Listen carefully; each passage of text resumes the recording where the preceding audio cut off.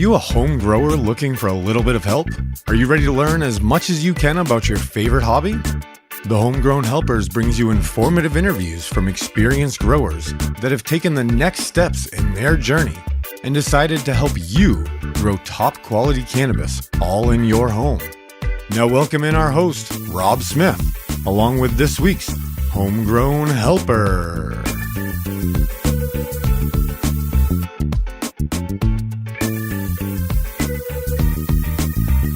Hey buds, so thanks for joining me for another episode of the Homegrown Helpers.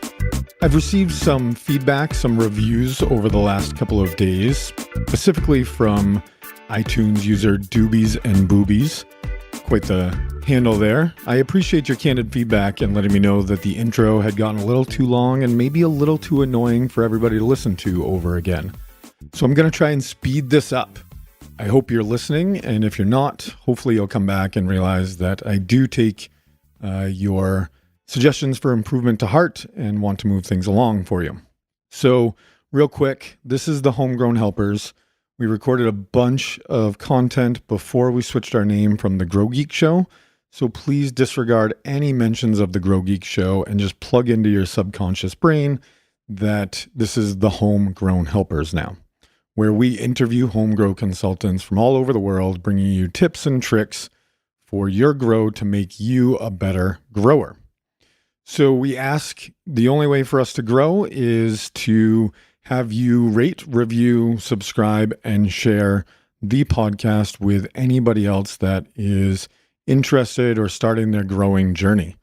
We also are a member of the Growcast family of podcasts, so make sure that you head on over to growcastpodcast.com or just search for it in your podcasting platform, and you can subscribe to that show as well.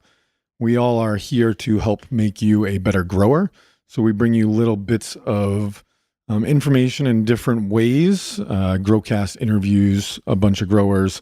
We are the consultant-focused podcast here. So the last thing that we ask of you is if you are interested in helping your grow along a little bit more than you're able to do on your own, we are kind of a liaison for you finding the right consultant to fit your needs and your grow style. So not only are you going to be listening to these interviews for the tips and tricks, but if you find somebody that really jives with your personality and you really like the way that they talk about the plant, you can either reach out directly to them or directly to us, and we will hook you up with their information or another grower, another consultant that might be able to help you out with your needs as well. We've already done this for a couple of people and are really jazzed that we've been able to be part of that improvement process.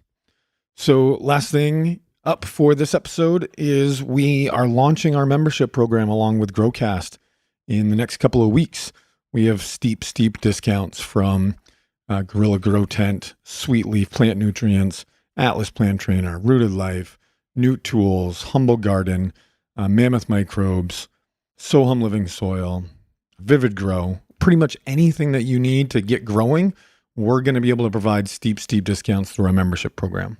So stay tuned, listen up, future episodes for information on that. You can find it at the Homegrown Helpers or at growcastpodcast.com.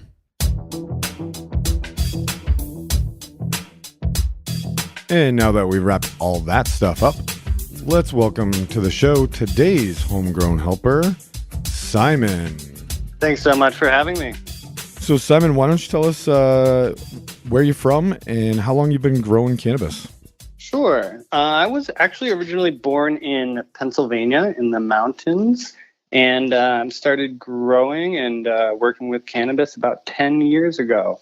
My journey began in Michigan, and then it transitioned to Sonoma, California.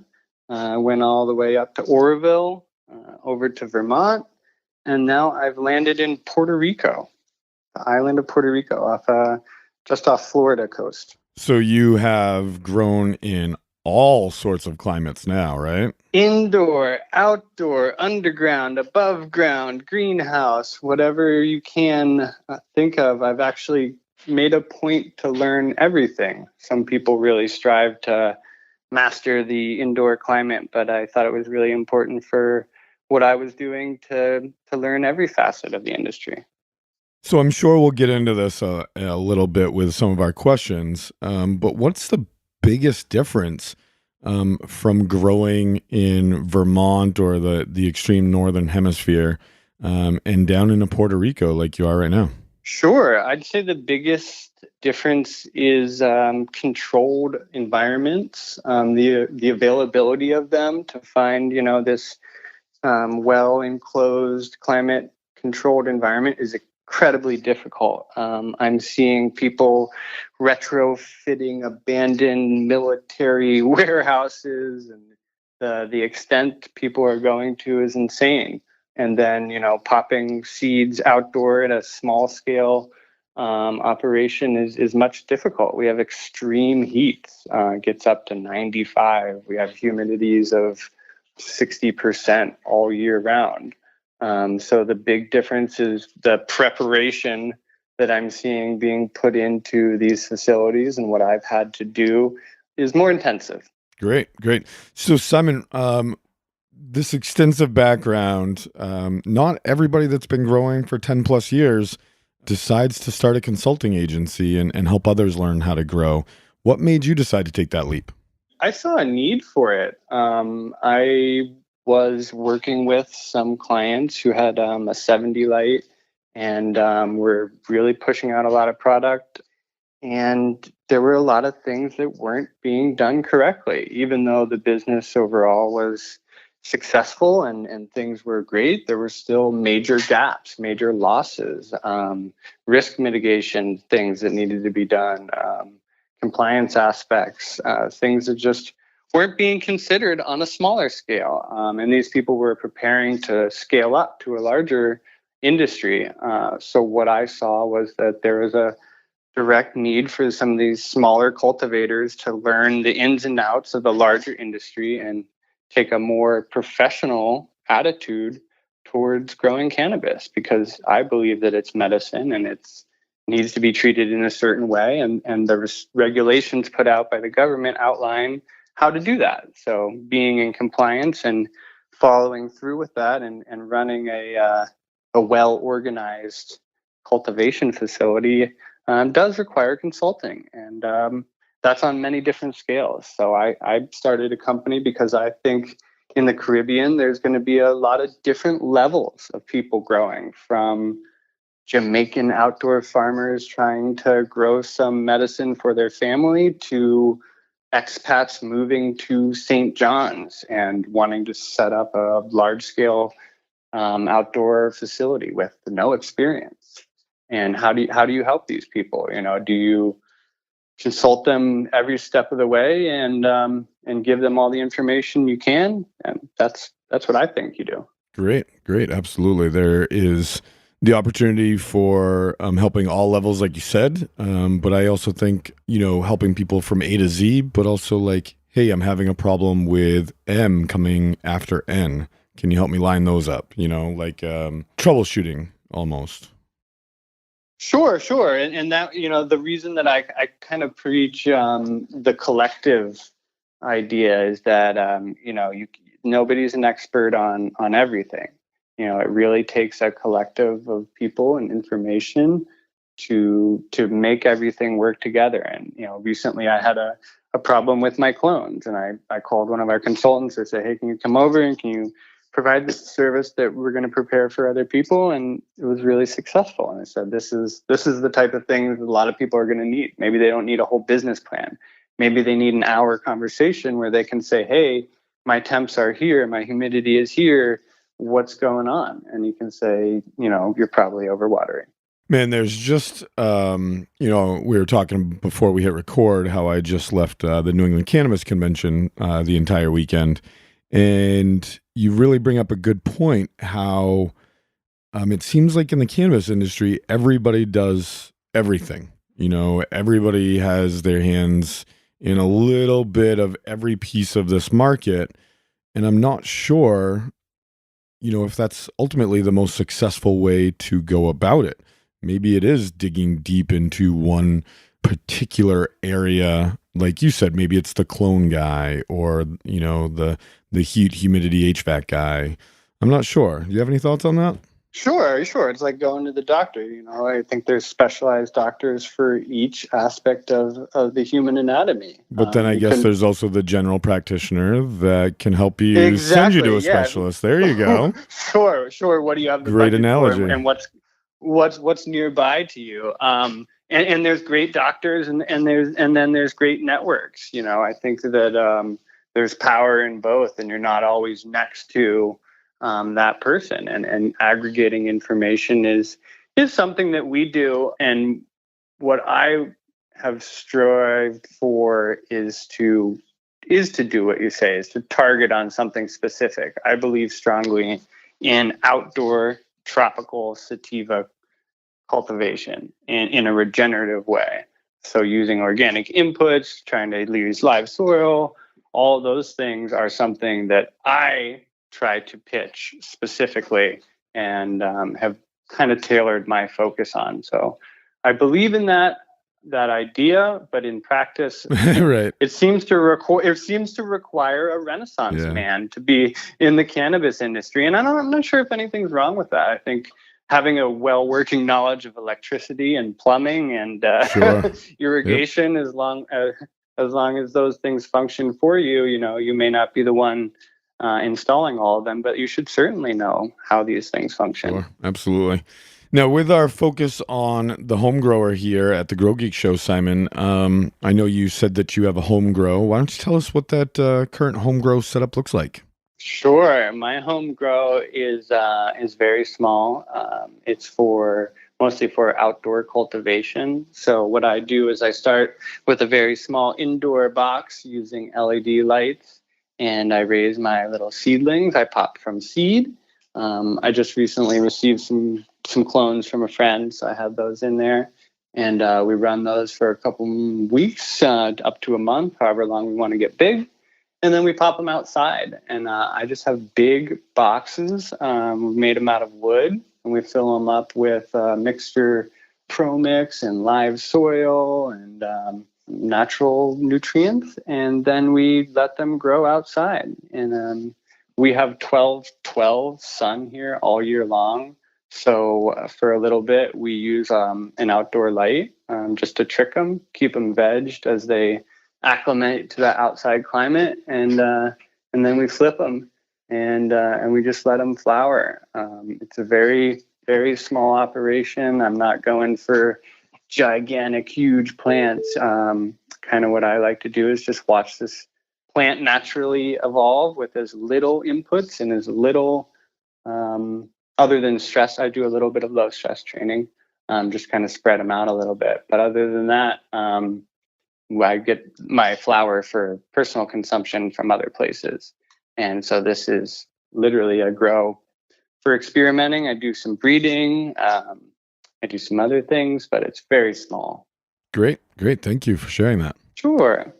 So I'd like to base these next couple of questions. You have a wide-ranging expertise, but let's talk specifically about those tropical type outdoor conditions that you're growing in now. I have no clue where our listener base is right now, but I'm hoping that somebody will either be able to use this knowledge now, or maybe you'll inspire some of our listeners to move to a more tropical place and take up some growing some tropical sativas. So what's the most impactful move a grower can make to improve the overall plant health in that type of a scenario?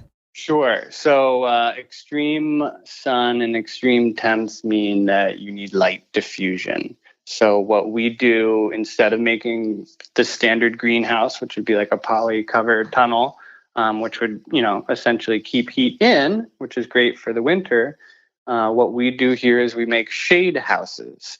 And so they're open-walled. Sometimes they don't have sides, and they feature like a 30 or a 70% mesh, which blocks out 30 to 70% of the sun coming in. What we're doing lately is using white. It's a white mesh, and that both reflects the sun and the heat and diffuses the UV coming in.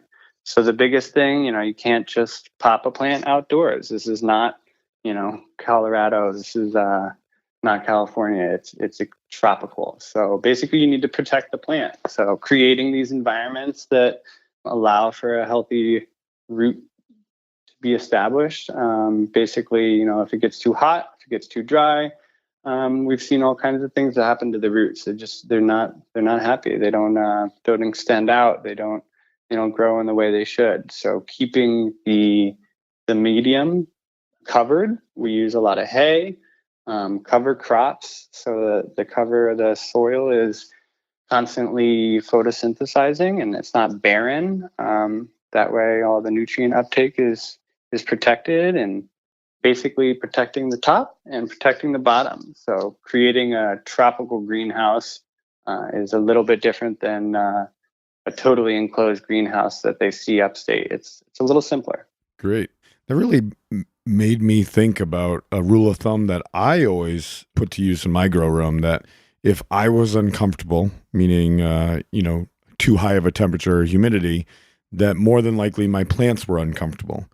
But you probably can't apply that down there because you probably get used to those 90-degree temperatures, right? As a non-native islander, I'm not sure I will ever fully acclimate. But yeah, adaptation, a plant adapting to its environment, it is important. Now, the other side of tropical cannabis is selecting strains that will survive in these conditions. No matter how nice your condition is, if you're pulling an indica bred for high latitude, it's not going to happen down here the way it should. So another thing, obviously, tropical sativa is it's a wider plant. The nodes are spaced out farther. It's not going to clump up in these thick, buddy ways. It's a much thinner plant, and that's because of its genetics being born for this climate.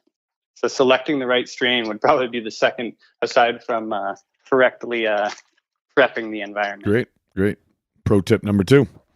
So with that type of situation down there, what can a grower do to have the greatest impact on the yield that they can pull off of a single plant? Sure. Correct nutrient dosing and timing.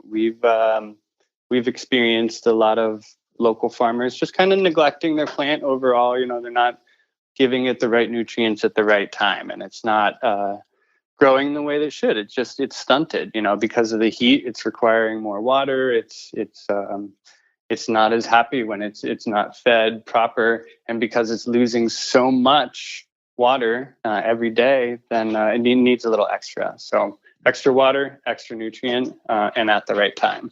Great. So we're just going to take a quick break to ask our listeners if they've ever wanted or desired to be featured on a podcast of ours. So Jordan and I have worked together on Growcast, and now we're working together on the Grow Geek show. And we'll be working together on a number of other podcasts and lots of different ways for that grower education, like I mentioned at the top of the show. With the third podcast that we're working on is called Homegrown Journals. And I've been working on this for a little while. I think I mentioned it on an episode of Growcast, if you listen to that podcast as well. But this is our way of bringing the average home grower a little bit of spotlight into what they do and showcase the knowledge that they've accumulated, and maybe you will find yourself in their type of situation and be able to learn from your fellow home grower. So the Grow Geek show is great. We have these consultants that have accumulated years and years of knowledge, but it's bite-sized bits of information. With Homegrown Journals, these growers are completing a journal of a single grow from beginning to end, and then we hop on the conversation about the grow. I have some questions specifically, but we're looking to get what it takes to grow great cannabis. And whether that's cutting clones in one particular way or transplanting in a particular way, or if it really comes down to the love and the energy and the passion that a grower has for that plant. So if you're interested, I have an email set up. It's homegrownjournals@gmail.com. if you'd like, you can also find us at Homegrown Journals on Instagram. But ultimately, just reach out. Let us know that you'd like to start the journal, and we'll give you a rundown of what we're looking for and set you up on the schedule. So again, that's homegrownjournals@gmail.com, or find us on Instagram at homegrownjournals. So Simon, what's a couple unique grow tips or tricks that you'd like to share with our audience today? Sure. Some unique grow tips or tricks. Pretty broad, something unique. Yeah. Any topic, pretty broad. Sure. Okay, here's a great one. This is for super small scale local organic farmers. We just visited a farm, and one of the interesting things we do locally is you can get a bucket of molasses at a feed store. So if you have horses nearby, or a horse ranch, which is very common in Puerto Rico, everywhere there's horses. They're called agro jardines. They sell mostly chicken feed, but you can buy a bucket of molasses for about $5 to $10, which is unheard of if you try to buy it anywhere else. And you can mix that with a little bit of water and feed it to your plants as a basic sugar additive if you're on a very low budget. So that's molasses and water. Great, simple nutrient, especially for young plants where you're not trying to give them any heavy chemicals, and it's completely organic and incredibly cheap. Great. So Simon, in your opinion, what are some of the character traits or characteristics that a grower must possess in order to succeed in the garden? Must possess. Is that patience, persistence? What do you think? To be a really successful grower, I think you have to be in love with the plant. I think it does come down to passion, but more than passion, it's real adoration. Something that I've seen going around lately is honor the plant, and I like that. It's like the way that you would treat your wife. Like you got to really love it and care for it and want to see it thrive and grow up and have babies. And that kind of care and attention, I see the difference in that when people who really love their plants and people that grow them to sell them.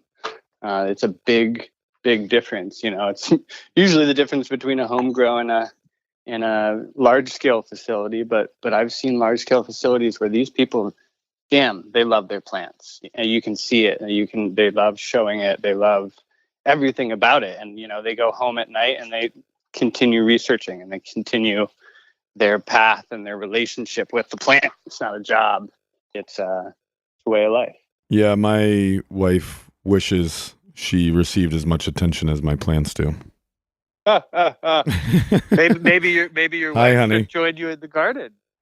Yeah, unfortunately, our 4-year-old daughter is still a little too destructive to be in and around the plants. Sure. So when she does, she absolutely does get in the garden. But yeah, go. there's been many times. There's definitely a balance. Trust me, man. I've put in too many hours and got the neglectful conversation as well. Totally, So I think that's the other thing. Balance. If there's a second thing, it's balance. Because I've seen great growers, intelligent people just get hammered by the not having balance. It was overwhelmingly about the plant, and when you're in love with something, you can't squash it. You can't overdo it. That's too much to handle. So sometimes you need to have a balance of other things. So, you have to have more to your life as well. You can't love one thing. That's obsessive. There is such a thing as too much of a good thing. Yes. Chocolate. Great example. So Simon, last question here, at least last question in our normal podcast, our regular broadcast here. We do have 5 more questions for Simon that will be airing under our bonus content. More on that in just a minute. But to wrap things up here, Simon, what's the last bit of advice you'd like to give to every grower listening right now? The last bit of advice I'd like to give. Like your walk-off hit. Sure. Even if you run into failure, even if you lose a crop, if you lose a partner, if your investor leaves you, if your home grow burns down, don't stop growing. I've seen some people walk away. I've considered myself going into another industry, but it's getting over those hard times and those trials. That's what you learn from. I think, nobody becomes an amazing grower, immediately. I think it's a journey. I think it's a path, and that path for some is easy. Some people get great resources immediately. They get a team that loves and supports them. They create a family in their work environment. And then there's other people that have to go through serious failures, serious questions of morals and ethics and directions of life. And just because it's hard, just because something messed up happened, doesn't mean you can't get back on the right path, and you can't learn from that and make better cannabis and grow more cannabis and make it healthier for yourself and for the environment. Just because you learn to grow with bottled salt nutrients doesn't mean you have to continue because somebody wouldn't buy your whole crop and you lost 10 grand. Like that's not a reason to bow down or do something continually that's not working. You can always reevaluate, keep going, keep learning from the experience and grow as a person. Those are great last bits of tips. I always tell growers, new growers, that they should not be afraid to make mistakes. That one of the great things about this plant is that even if you mess up an entire grow and run that thing all the way to the end, you get to start fresh every 8 to 10 weeks with another flower crop. So it's not the end of the world. It's not, you're building a house and one stick is out of place and the whole thing crumbles down. You get to start fresh anytime you want. So if you mess it up, learn from those mistakes and start new. It's really true. And for people who really love growing cannabis, another suggestion I would have is grow other plants. It's really fun and not as hard. You'll love it. Like put a garden around your house. It's totally legal no matter where you are, and you can eat it. It's great. Like, having a relationship with other plants is really important. I see a lot of cannabis growers and they say, oh, what else do you grow? And they're like, that's it. I'm like, but there's so many plants. And it's a little less stressful if you mess up your tomato plant. It really, yeah. I just had a round that kind of went down, and you know what we did? We took the tomatoes and we took the seeds out, and then we planted those seeds. Yep. And nobody gave a shit. Yep. Yep. Because you can go buy more tomatoes if you need to. Exactly. It's really beautiful to have a food garden. I really, one thing I really preach is polyculture. So anytime I get in with an opportunity to suggest having plants surrounded by other plants, it's a really beautiful thing to walk into a greenhouse and see this connection of multiple plants and the symbiosis of plants that ward off insects and fix nitrogen. And it's wild what you can do when you really put everything together, because growing cannabis is one thing, but creating a food forest or using permaculture is the next level. So that's why I always tell people to keep growing. If you learn to grow in a basement, like think about growing outside and think about growing some potatoes and the lettuce and everything. Don't stop. That sounds like a great episode of Growcast at some point in time if you're up for it. A little crash course on expanding your garden. Sure, because one thing that everybody can do to bring a little bit of Puerto Rico into their home is you can start a tropical garden. I've seen a lot of people do outdoor greenhouses that are heated, and in the middle of winter, you can go out to a tropical plant with a little hammock in it and feel the warmth and get some extra sun. That's something that everybody can do. And tropical plants, you can make them thrive just like cannabis can thrive in the basement. Sounds lovely. Simon, to wrap things up on this part, how can our audience learn more from you, find you, and connect with you if they'd like? Sure. We have a website. It's www.sagedesignConsult.com. It's also under CaribbeanCannabisConsulting.com. You can find us on there. And we're also on Instagram at Edible Zen, where we do a lot of food, infused food, medicated meat, working on a chocolate project right now. Great. Lots of fun stuff. And you're available for hire, as we mentioned at the beginning of the show. So if you'd like to enlist Simon's services or somebody from Sage Consulting, you can either reach out to them directly at sagedesignConsult.com or CaribbeanCannabisConsulting.com, or you can email us directly at growgeekshow@gmail.com, and we will certainly make that connection for you. So to wrap things up here with this regular episode of Grow Geek Show, we'd like you to thank you for tuning in. And if you really liked what Simon had to share with you today and want just a little bit more from him, head on over to growgeekshow.com/bonus or bonus content. And we have another 5 questions that we give to you for free. All you need to do is enter in your email address, and you can download these next 5 questions with Simon. As soon as we wrap things up here, we'll get going on those. And that's all we have for this part of the show. Thanks, Simon. Thanks, audience. And audience, please don't forget to share, subscribe, rate, and review. It's really the way for us to continue to grow all of our family of podcasts, Growcast, The Grow Geek Show, and Homegrown Journals.